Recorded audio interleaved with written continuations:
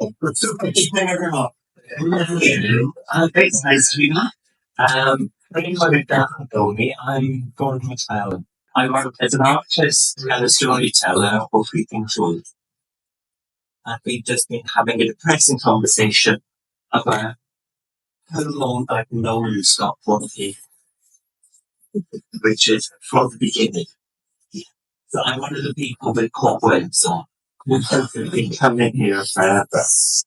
And I in a pagan world where we're really good at labeling, not necessarily in a nasty way, but labeling ourselves as, whether we're witches or druids or heathens or this or that.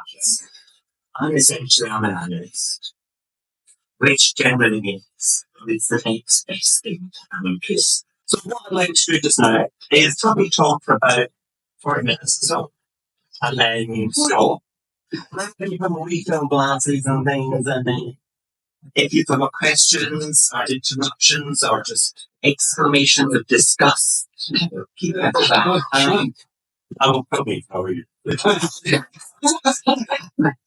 But animism recently has become one of those sort of buzzwords, and it's being talked about.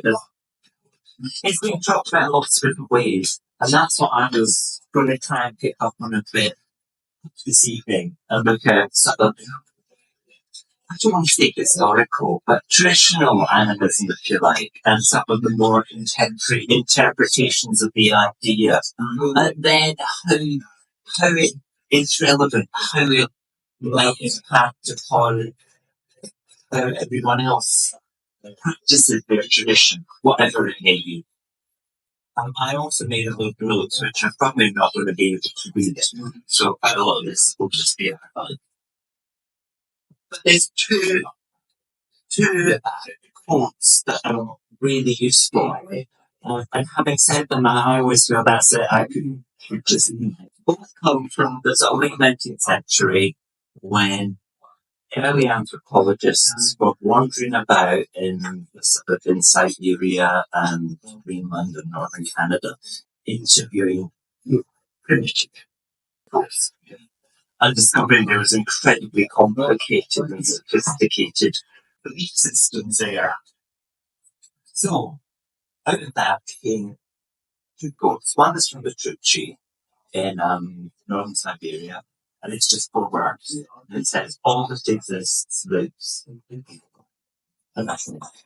And if you get that, you get animism. The other one is from an Igloolik shaman who said, the greatest peril of life lies in the fact that human food consists entirely of souls. All the creatures that we have to kill and eat, all those that we have to strike down and destroy to make clothes for ourselves, have souls. And the challenge for people is to find a way of building a relationship with those souls whose lives you take. From an ecological point of view, because in my formal training, I'm a zoologist and I specialised in ecology. It's that finding the relationship that works. And for practical terms, or in practical terms, animism is about relationship. So those two things, all exist lives, and everything we eat consists of souls. So to sum up, a basic animist worldview. And it's a worldview that lies at the base as the bedrock, perhaps, for most modern pagan religions. On top of that idea, we feel in all sorts of other things, we've added all sorts of sophistication. But that sense that we live in a living world is always there. That doesn't necessarily mean you need to confuse animism, shamanism. I always think that shamanism are the tools by which people navigated an animist world. rather than being the philosophy itself. But we can come back to that later. So if we pick up that traditional idea that the world is a mind, and someone will say to myself, three ideas, and then I'm realizing I've written down four, and then I added another one, so now it's five. But essentially, in practical terms, it means that for an animist, every moment or every situation holds up the possibility of communication. And that's it. Things might not choose to communicate. They might try and communicate, and they're not going to speak English. You can't sit there expecting that deep and profound conversation with a tree in a language that you understand. And why should it? It's been there probably longer than we've been alive. So it'll speak tree. I'm a storyteller. I did sidetrack. We were doing a workshop once in a wood with lots of children, and children had all identified trees that were special to them, and they were going off and they were spending some time sitting beside their tree, listening to their tree and trying to work out a tree story. And most of them were coming back with lovely little poems, and somebody came back and just, well, to the rest of us it sounded like complete gibberish. And I said, oh, that's very interesting. What were you saying? He said, oh, I just wrote it down on tree. Because that's what it said to me. I thought, you're on a bug. You know what, yeah, but essentially, an animist world is a world that holds the possibility of communication. And that consciousness, spirit, whatever the quality is that imbues us with our individuality and our distinctiveness, that is found in everything and everywhere. It's not an exclusive human quality. It's always there. So if that consciousness is there, if consciousness is shared, and that consciousness is the wrong word, it implies thinking in the way that the man's best the case. A mountain doesn't think quite deeply that it's why on earth should it?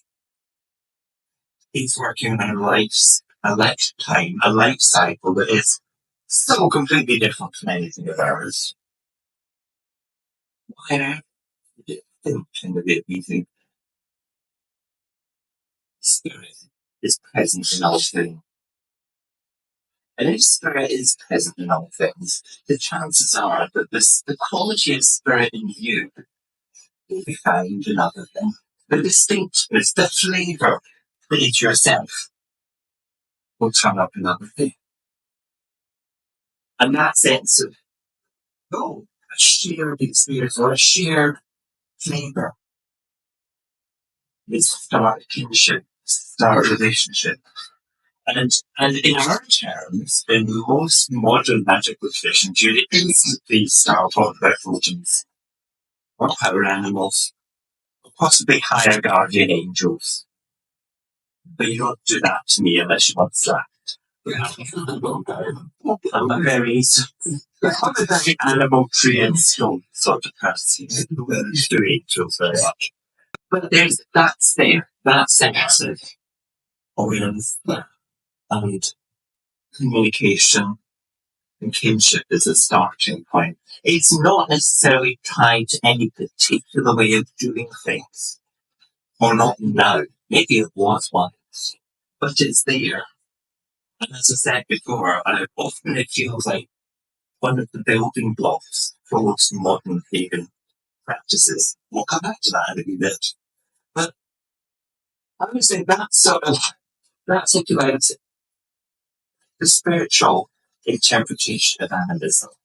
But animism as an idea, the sense of love and consciousness, the sense of a world that we should look at more carefully, lies inside a lot of modern conservation and environmental ethics and philosophy. And you end up having very interesting conversations, because I come into these as it died in the world, such a patch from spawn pagan, and I have been for most of my life. I can argue science. I can sit there and I can equally, I can argue completely insane stories and just spiritual man that is, yes, I was possessed by a tree.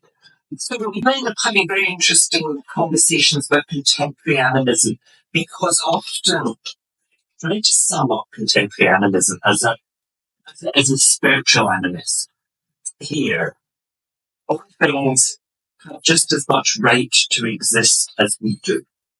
Right is a very human term, but that everything in the world has the right to be here. And so I think we should respect that right. And we should behave as if that is the case, regardless of any discussions about consciousness and spirituality and things like that. That everything else has as much right to be here as us. Whether we have the ability to change our world in really dramatic ways, but we should be doing that in relationship to, with respect to those other beings. And this tends to end up with quite convoluted conversations about other than human persons, other than plants and animals and spirits. It's other than human persons. Which again, I just find awkward. I just think, why can't we just call them cousins? Because if we are all, well, the spiritual point of view, if we all share spirit, if we all share that vitality, if we are related, brother and sister might be a bit too close to play. The cousins will do. But that sort of contemporary animism comes over more as a philosophy than a faith. It's an intellectual stance to take and an argument to hold and to exercise. And as such, it works really well. It's very good as a campaigning tool. Because people understand and relate to conversations about rights. It's also, if you like, an ecological animism that sort of manifests as things like the Gaia hypothesis and things like that, which essentially says the Earth is a living organism and it will always try and find its own ways of balancing itself and maintaining itself. I mean, for me, training as an ecologist was really interesting because by the time I was an undergraduate, I'd been really educated and the intensity, the structure of ecology for me mirror my experience as a pagan in that sense of always looking at relationships, looking at interconnectedness, looking at how one thing depends on another. And in ecological terms, we look at that as passage of energy through ecosystems. And for me, it was just, that's just words and numbers to try and describe my experience. But we'll come back to experience in a little bit. Going back to that, those first ideas, in animism, all things share awareness, share consciousness. It's often said that animism is sort of the earliest form or the earliest expression of spirituality, and people are very good at sort of reading it into paintings and caves, and ring markings and rocks and all sorts of things. We don't know. Nobody can know that. You know, somebody painted stunning images on a drawing 10,000 years ago. We don't know why they did this. It'd be really nice if we did. And as an animist, I can sit and relate to those and I can find my interpretation of them. And I can take what I need from them. I have no idea what the thinking was in someone who did the piece. But again, the idea is very explicit. And there's a simplicity to that basic idea of just the world is alive. That's really appealing. As soon as you try and sort of walk into that and start working with it, you almost need to make more complicated stories. Because if you're like, oh, everything's a lie, it's just so big. It's like, how else to do with that? And you have to start talking to this or that or these things, looking at the world as you meet it, as you experience it. And then it's how you experience it.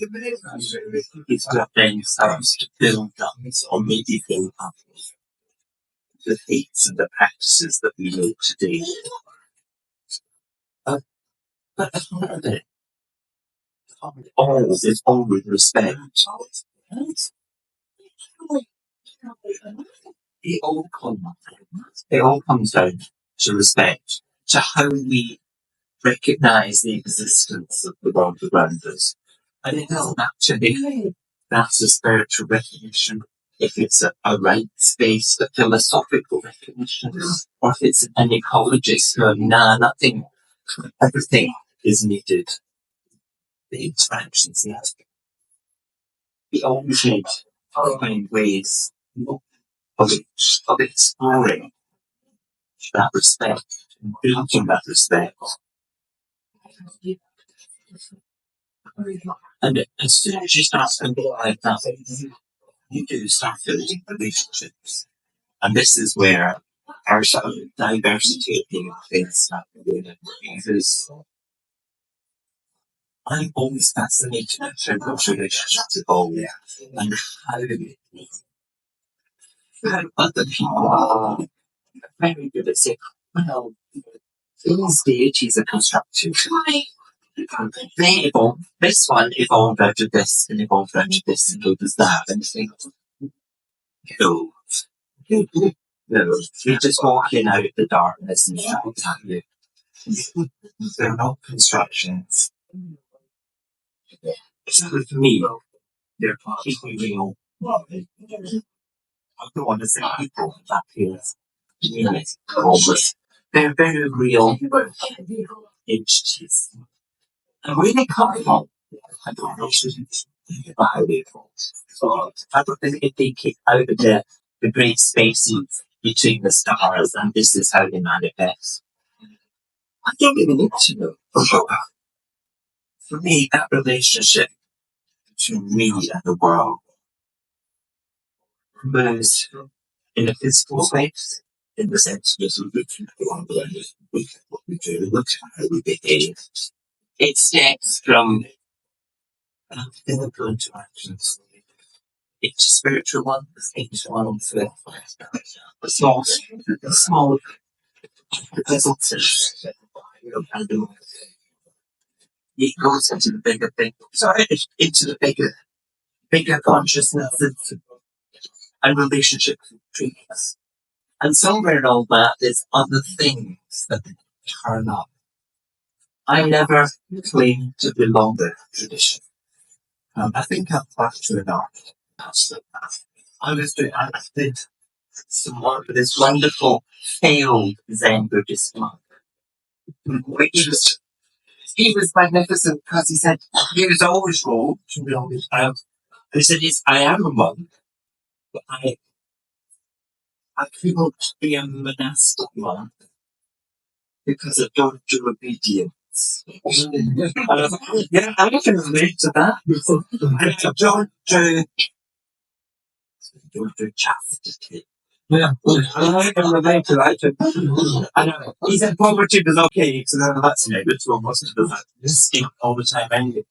But it was, yeah, I think that's what they also do. And that sounds quite well. I don't claim to belong to any system. I don't claim to belong to any tradition. I work with whoever turns up. And for me, that building those relationships is obviously then about working with respect to whoever turns up. I mean, most of the other than human persons I engage with, we come out of British folklore. I work a lot with theories. and I work a lot with that extended world of strangenesses. And I work with animals, and I work with trees and stones, and rivers, and cliffs, but sometimes the sea. And then there's a whole thing about seaweed. You don't need to go there. So I work with anything.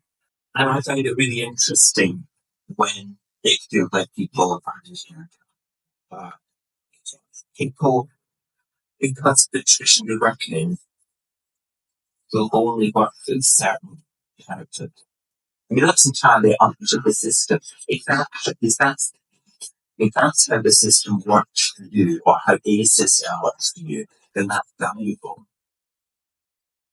But I just work in a world where it's, just okay, yes, tea and cake tomorrow, whatever. But it always comes down to that set building relationship, finding respectful relationship. And that, so there's implications here.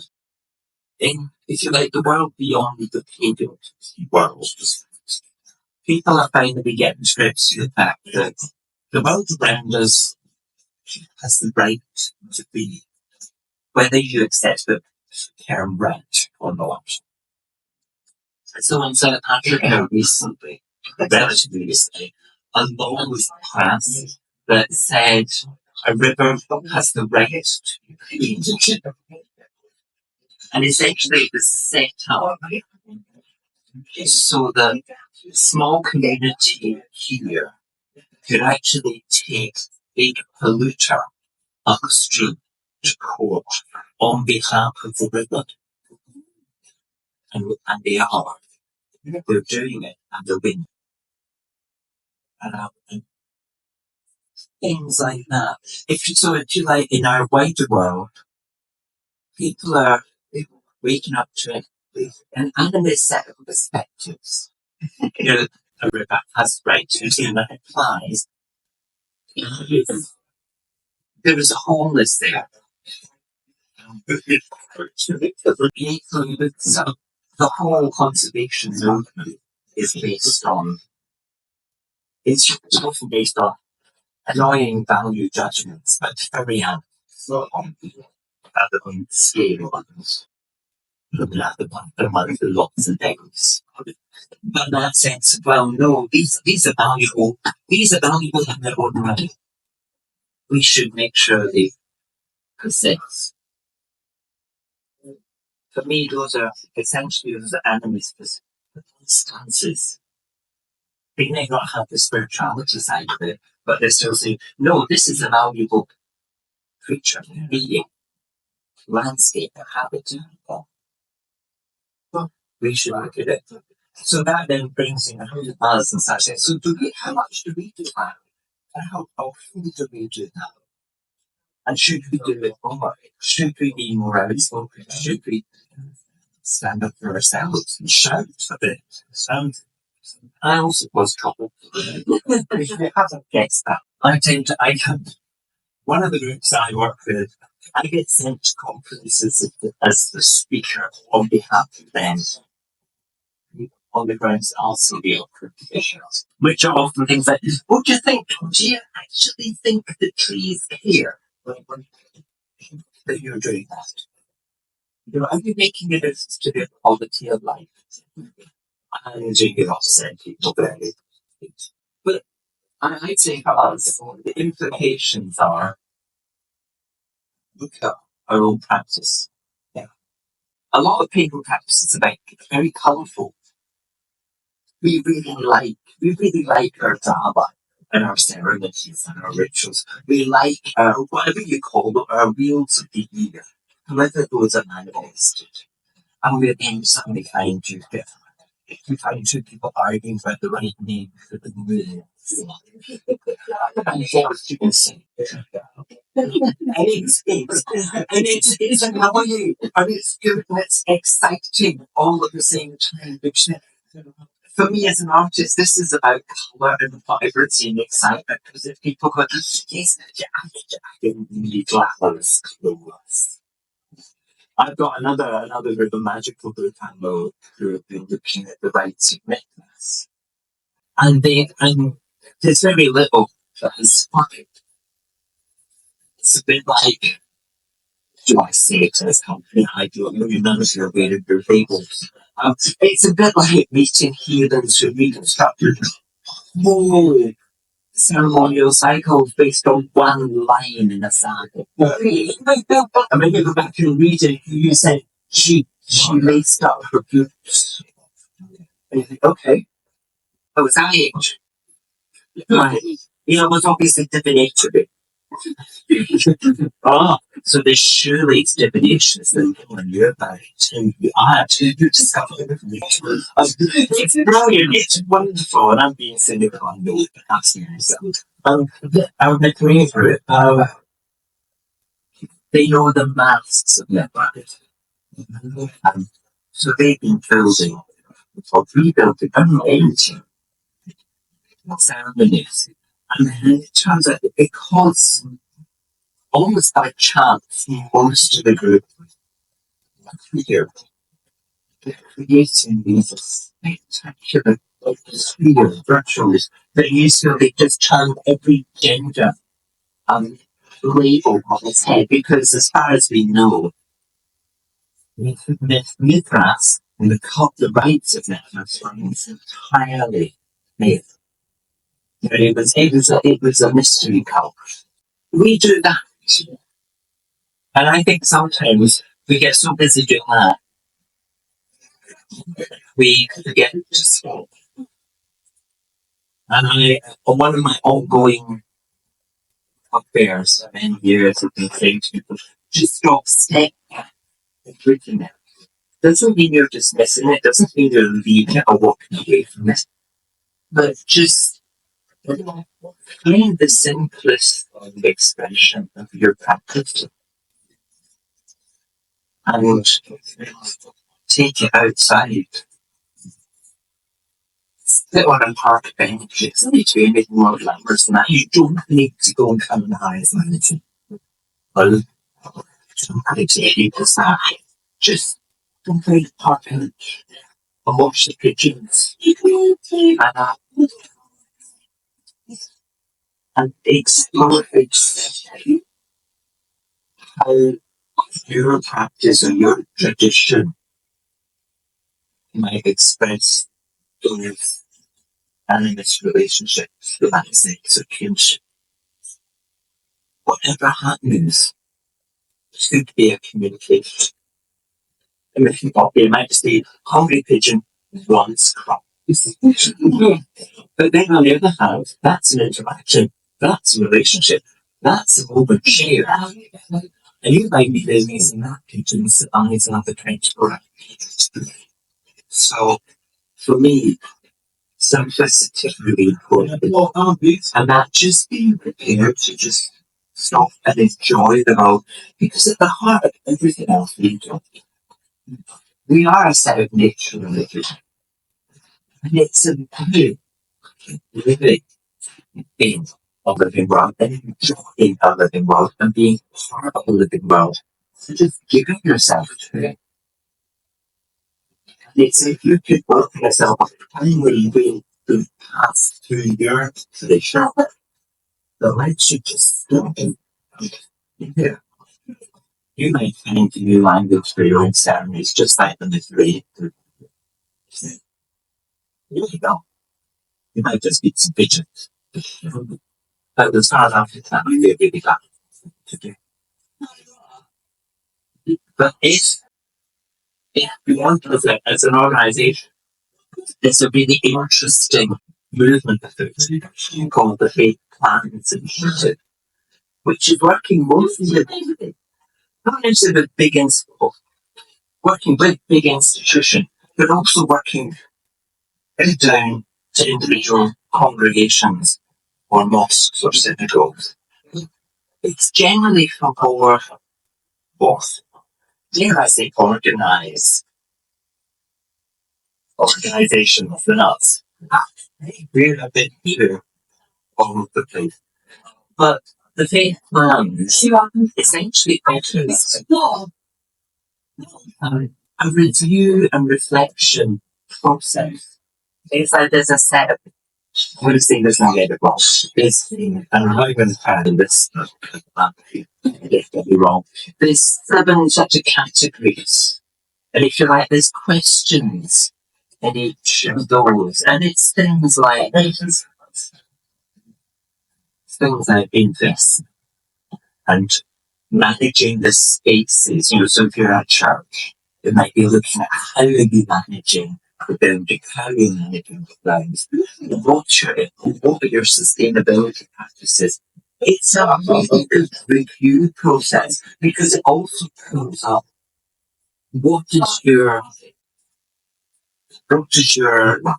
religion's texts or sacred texts, or whatever they are.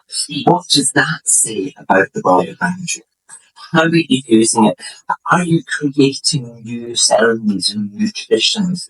How are you celebrating the world? It's just a really nice process of review. It's like it's giving us, or giving the group to do ways of organising the thinking. So rather than just saying, we could nice if you planted some wildflowers. It was actually building that as a plan that says, let's try this, let's try that, let's try the next thing. Let's look at how we move on. So if you're sort of thinking, oh, we've got a launch, we've got a goal, we've got whatever. If you look at it, if you just Google other search engines are available. If you search just Faithplans as one word, they will bring up the website and you can have a look. And it might just give some good ideas. Because I just feel it's at this time, and with everything that's happening around us, one, it's good to stop and reflect. It's good to stop and step back and not just work on assumption. Oh no, we do this, we great. I do meet people who say, "Oh, we're a nature-based way." No, we don't have the option to do it because all our practice celebrates nature at that time. So, but I'm an ecologist at this moment.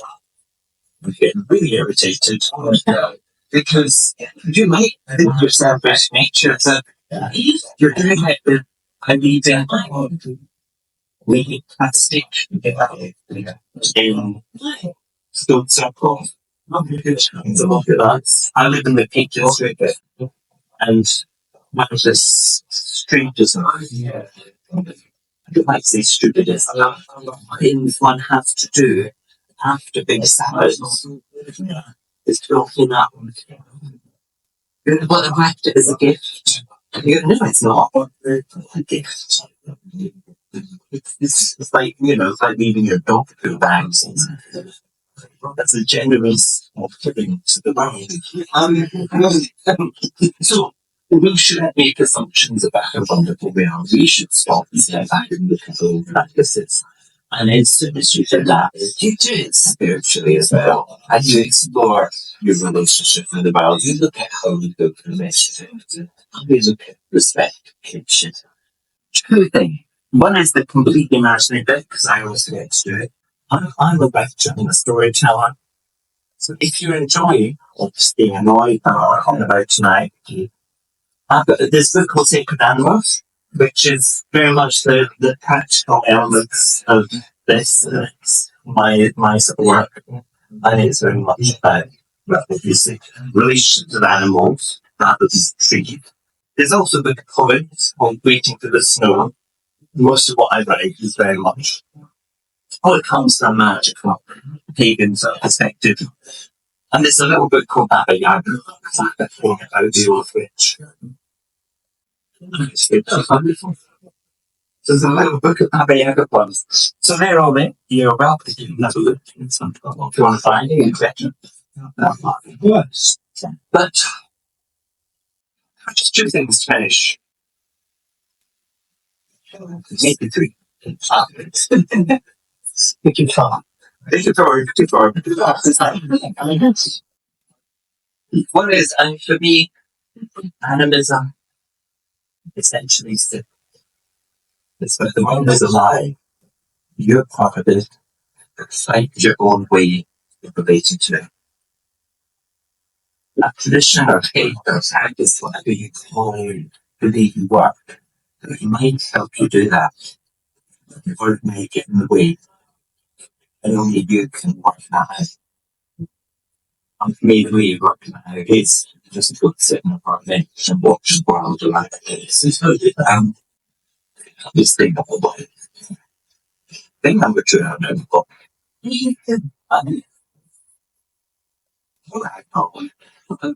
I think right at the start, I said I tend to work shamanic. I work with spirits, possession, trance, and so build those relationships.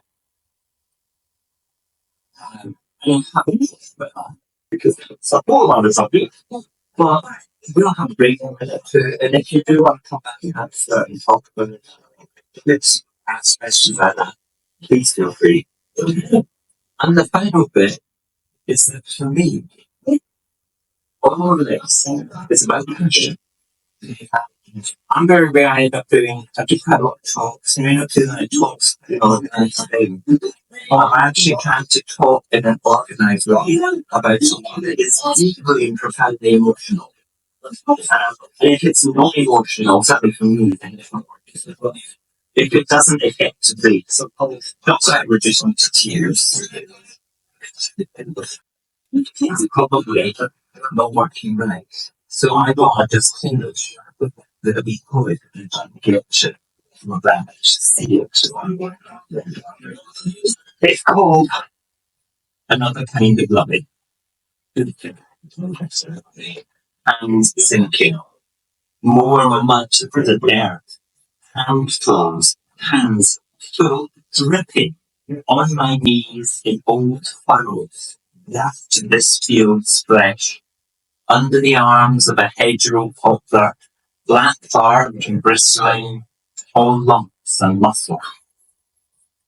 Too clatty for ploughs, too solid for spades, too wet for earth, mud painted me, earth skin, tattooed with tracks and slots, rising like the field of water. Here, here, a mare's nest of twigs and dreams, arms, growing branches, holding antlers, turning, feeling water beneath my feet, mud between my toes, oozing, grit, sand on cold skin, wet cold, earth cold, deep bone, heart-stopping cold, and the overwhelming feeling is joy. Thank you.